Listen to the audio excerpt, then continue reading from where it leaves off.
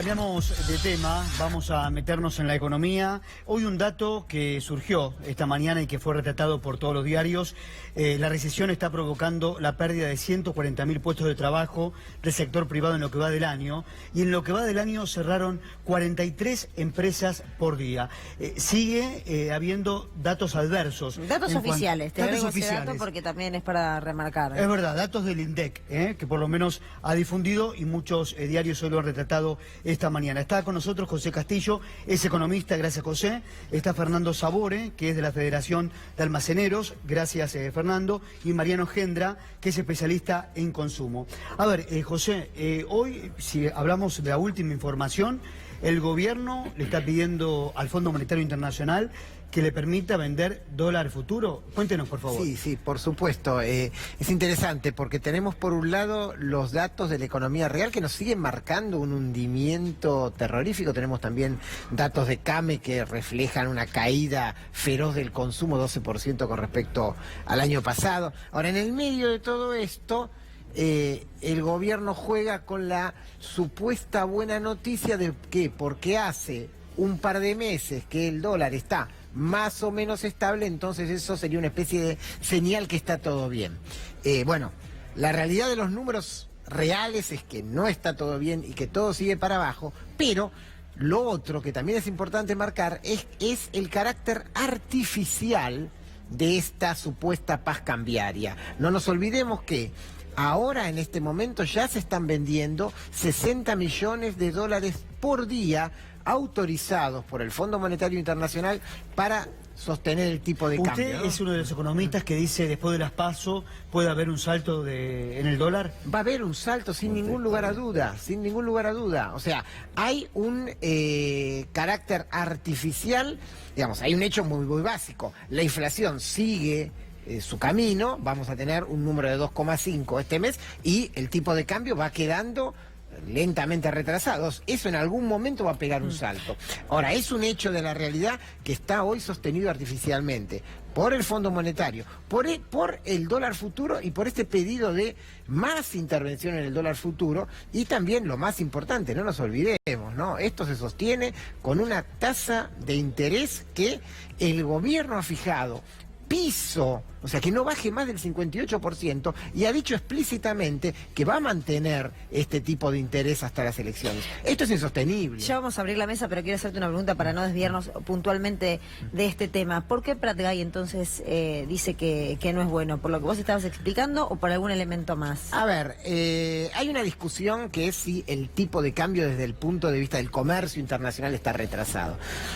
Podríamos decir que no, o sea, los costos argentinos con respecto al exterior están atrasados, tenemos un tipo de cambio que hoy necesariamente por una cuestión de comercio tendría que devaluarse.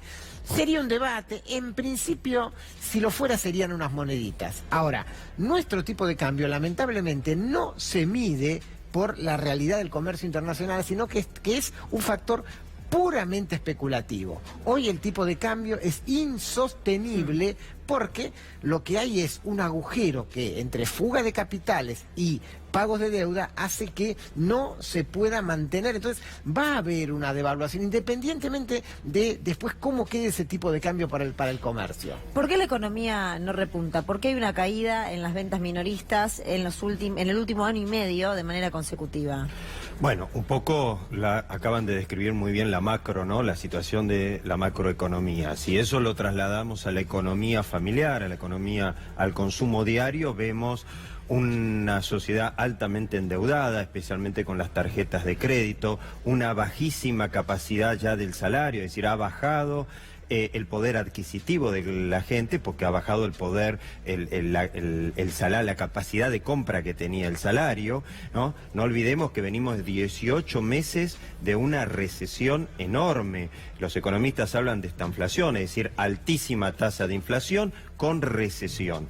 Todo eso impacta negativamente en el consumo, impacta negativamente la pérdida permanente de puesto de trabajo, la precariedad del trabajo, que aún el que tiene trabajo no sabe si el mes que viene lo tiene, porque seguramente su compañero de trabajo lo perdió, o sabe de, por supuesto, su grupo familiar o de amigos que han perdido el trabajo, la imposibilidad de conseguir un nuevo trabajo a futuro. Todo esto genera, por supuesto, que el consumo se retraiga.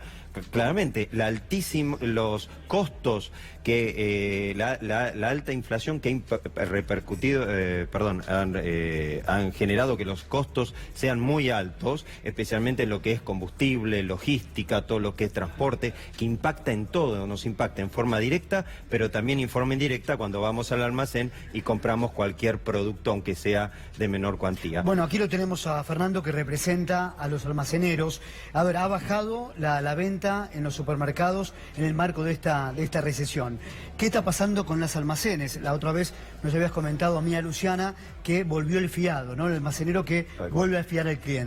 Contanos, Fernando. Mira, en principio el fiado creo que nunca se fue. Siempre estuvimos para darle una mano a nuestros clientes, ¿cierto? Pero hoy más que nunca. Pero ocurre algo que en principio nosotros, casi todos nuestros comercios ya tienen terminales electrónicas, ¿cierto? Y la mayoría del cliente hoy compra con débito, porque es una forma de no llevar el dinero en el bolsillo. Pero lo que estamos notando ya de hace tiempo es que están comprando no solamente con débito, sino con crédito. Claro. Y ese es el grave problema, ¿no? Porque digamos que el crédito, cuando uno utiliza una tarjeta de crédito, es para comprar un lavarropa, comprar un televisor o ropa, ¿cierto? No comprar comida. Ya digamos que cuando la gente compra la comida a crédito en meses, es porque la economía está explotada. Bueno, el día 10, el día 15, ya has pagado todos los impuestos, te quedaste sin efectivo, recurrís a la tarjeta. Claro, sí. Recurrís a la tarjeta de crédito, no de débito. Tal cual. Ese es el problema. Claro. Ahora, si este mes el consumidor no puede comprar con su dinero efectivo la comida diaria en el almacén, en la carnicería, en la verdulería, la tiene que comprar con crédito, ¿cómo hace más adelante? Si no puede cubrir ¿cómo va a cubrir el anterior? ¿Qué se deja de comprar? Porque cuando uno ve los números, recién remarcábamos 1 año y medio, una economía que no repunta 1 año y medio de manera consecutiva, que cae la venta minorista y el almacén es una expresión de ello. ¿Qué se deja de consumir? ¿Qué metodología diferente se empieza a implementar para poder comprar lo mínimo y necesario? Bien, en principio lo que decaen son las primeras marcas. Eso yo digo que visto para las pymes, para las pequeñas pymes, también es la parte buena, ¿cierto? ¿Por qué? Porque antes, cuando uno tiene el dinero, trata de comprar la galletita de marca conocida. Y cuando no tiene dinero, recurre a las segundas marcas, que hoy también son buenas. Porque cuando yo era chico, si no era de primera marca, las otras galletas eran malas, ¿cierto? Hoy las segundas marcas son buenas. O sea, digamos que, lamentable decirlo, pero este sistema económico que estamos viviendo está dando oportunidad a las segundas marcas. Pero digamos que no es que la gente la elige porque la elige porque no le queda otra, y eso es lo malo. Y ahora la industria sigue, José, desplomándose. La industria en la Argentina sigue hundida. Se desplomó en los primeros 5 meses de 2019 en un 72% la producción de motos, ¿no? Sí, a ver, todos los sectores, sin excepción, digamos, la única excepción, que no es la industria, la única excepción sería el sector vinculado muy directamente a la exportación agropecuaria. Todos los sectores se caen. Todos los sectores tienen, comparados con un año atrás, números negativos. Si miramos, sí, más o menos a 1 año y medio el retroceso. Ahora, ¿eso por qué es?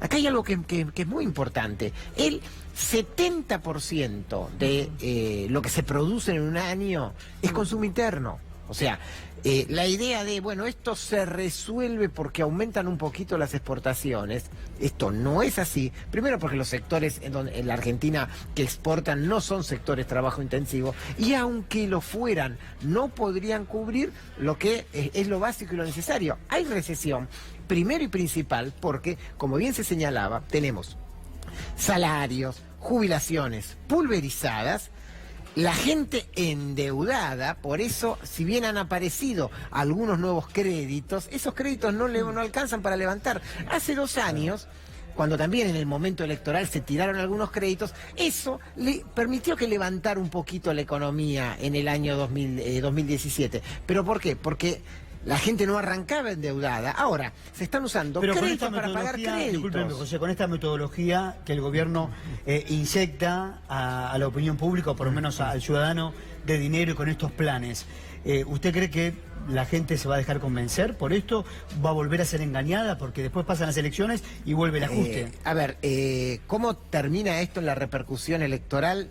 Creo que hay otros elementos. O sea, hay un hecho de la realidad que es que uno palpa la bronca frente a lo económico. También hay un hecho de la realidad que hay un montón de información de medios hegemónicos que ponen eje en la economía está mejor exclusivamente mirando el sector financiero y esta quietud del tipo de cambio. ¿Cómo termina eso en términos electorales? Digamos, será otro cantar. Ahora, yo sí te puedo contestar, digamos, de cómo termina la realidad. O sea, ¿este año hay algún tipo de reactivación económica? La respuesta es no, tajantemente, no. Y cuidado, lo hemos señalado alguna vez acá. Puede aparecer algún número positivo estadístico, porque siempre se compara contra un año atrás y ya estamos comparando contra el fondo de la crisis. Entonces, estos planteos de bueno, pero subió un 0,02 con respecto al mes pasado, eso puede ser. Ahora, en la realidad, digamos que lo pueden ver los que están trabajando con el consumo, esto no es así. ¿Querías agregar algo? Claro, justamente un poco esto, decimos. Vos haces referencia al famoso tema de la hora 12, ¿no? Al plan sin inflación, etcétera. Vos hablás con las grandes tiendas de electrodomésticos y te dicen que ha habido un cambio sustancial, pero ¿comparado con qué? Comparado con cero. Entonces, el 1 siempre es mejor que el 0, el 2 es mejor que el 0, pero acá está dos aspectos. El consumidor ve la oportunidad de compra y la capacidad de compra. Entonces, cuando el consumidor dice, bueno, ahora puedo comprar algo en 12 o 18 cuotas con 0% de interés en las grandes cadenas de electrodomésticos, aclaremos, no tiene capacidad de compra para hacerlo, porque ya está endeudado, porque viene pagando el cambio del televisor, del lavarropa, viene pagando lo que recién se decía, una cantidad de compras de alimentos que viene consumiendo. Vos date cuenta el nivel de morosidad que hay respecto a la tarjeta de crédito, respecto al pago mínimo, que nunca se había visto. ¿Eso qué te está diciendo la gente? Que está consumiendo mucho con la tarjeta de crédito, productos y servicios que antes no consumía. Y paga lo mínimo. Y paga lo mínimo indispensable, lo cual le genera con unas inflaciones, con una tasa de interés de más del 200%, imagínate 2-3 meses después de deuda, esto es una bola de nieve impagable, lo cual, ¿qué hace el sector financiero? Te otorga créditos UVA, lo que implica el crédito UVA, para pagar esa tarjeta de crédito. Entonces, de Guatemala vamos a Guatepeor. Prestemos atención a lo que decía Adolfo Pratgay, rápida la producción, cuando yo preguntaba acerca de una de sus frases en relación al dólar. La obsesión que tiene el gobierno está vinculado con eso. ¿Pero qué dice Pratgay? Dice lo siguiente. Lo que vemos es que cada vez que sube el dólar, los precios suben prácticamente a la misma velocidad, y cuando baja el dólar no se da el efecto contrario, ¿no? Más allá de la buena voluntad que entiendo que ha tenido el gobierno para firmarlo, el problema de estos programas es que sí, el fondo pone el gancho y la plata, pero después mucho cargo no se hace cuando las cosas no funcionan bien.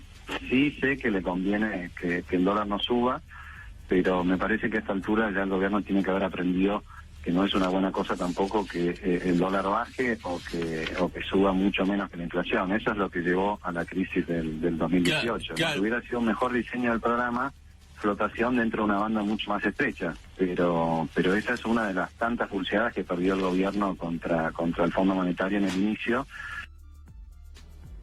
Alfonso, no Adolfo, digo porque le cambié el nombre a Pratgay, que hacía el análisis de lo que está pasando con el dólar y lo que debiera ocurrir con el dólar. Bueno, y la pérdida del poder adquisitivo es otro de los temas que tenemos que hablar, porque el año pasado hemos perdido todos ante la inflación. ¿Y qué ha pasado en estos primeros 5 meses del año? En estos meses también hay una pérdida, ahí por supuesto hay que verlo de acuerdo a cómo va cerrando cada gremio, ¿no? Pero en líneas generales, en estos meses hay una pérdida del 2-3% promedio, sin contar todo, el paquete... El 15 y el 20 del año pasado. Sí, un poquito menos que fue el del año pasado, ¿no? Por supuesto, Ahí- ahí juega cada gremio el cierre, ¿no? Bueno, Luciano, Adrián, sí, efectivamente lo que hay es una pérdida brutal de poder adquisitivo en muchos segmentos, porque básicamente lo que sucedió es que los gremios, en mayor o menor medida, aquellos que quisieron estar en una buena sintonía con el gobierno y no perder otros derechos, no perder otras prerrogativas, no perder condiciones laborales, no afrontar una reforma laboral global, fueron cediendo en otros aspectos. ¿Cuáles son los otros aspectos? El poder adquisitivo diario de los trabajadores. Hubo una pérdida neta de poder adquisitivo, básicamente porque los dirigentes sindicales de los gremios más representativos dijeron, bueno, nosotros cerramos algo y le hacemos el favor al gobierno el año pasado de no firmar una nueva cláusula gatillo, sino que vamos a hacer una cláusula de revisión.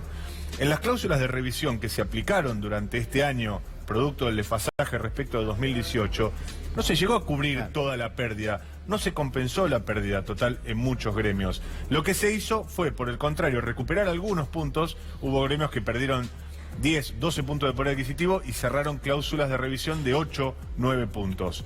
Entonces, partiendo de esa base que ya restringió poder adquisitivo y poder de compra de los trabajadores en el segmento anterior, dijeron, bueno, y en adelante nos vamos a garantizar con nuevas cláusulas de revisión o quizás con revisiones trimestrales, revisiones semestrales. Hay un caso testigo que es muy concreto, que lo hizo la Asociación Bancaria, que cerró un 30% desde diciembre hasta ahora, que es básicamente la inflación acumulada de estos últimos meses, y activó una cláusula lo más parecido que se puede hacer a gatillo para el resto del año. Ahora, en líneas generales, excepto estos casos, como decía recién el economista, la pérdida de poder adquisitivo ha sido brutal. Y paradójicamente, eso es lo que le ha hecho un gran favor, entre comillas, al gobierno para amesetar la inflación. Porque, por supuesto, el nivel de consumo fue inferior y evidentemente los precios en Ahora, algún momento tienen que encontrar un piso. Fernando, ¿cuántos almacenes se han cerrado? Porque el almacenero sufrió la baja de consumo, la recesión, pero también los tarifazos, ¿no? Mira, en principio yo soy presidente de la Federación FABA y a su vez soy presidente de la Federación de Almaceneros de Morón, o sea, digamos de la Cámara de Morón. El tema es que uno lo va viendo sector a sector, ¿no es cierto? En Morón, en principio nos empezaron a llamar los comerciantes más pequeños, los que tienen 40 metros, más o menos, diciendo de que no aguantan el costo operativo de su negocio. O sea, no logran vender lo suficiente como para pagar la luz y todos los impuestos y comprar mercadería. Entonces, cada vez fue disminuyendo más la mercadería en la estantería de ellos. Entonces, bueno, en principio lo que necesitaban era que le ayudamos a ver cómo podíamos encontrarle un dueño para que nos vendan. ¿Quién compra ese negocio? Pero ¿quién iba a comprar? Bien. A los tres, muchas gracias por haber venido, muy amable. Gracias. Hacemos una pausa muy pero muy cortita, después vamos a estar hablando de los alquileres y un golpe al bolsillo. ¿Por qué?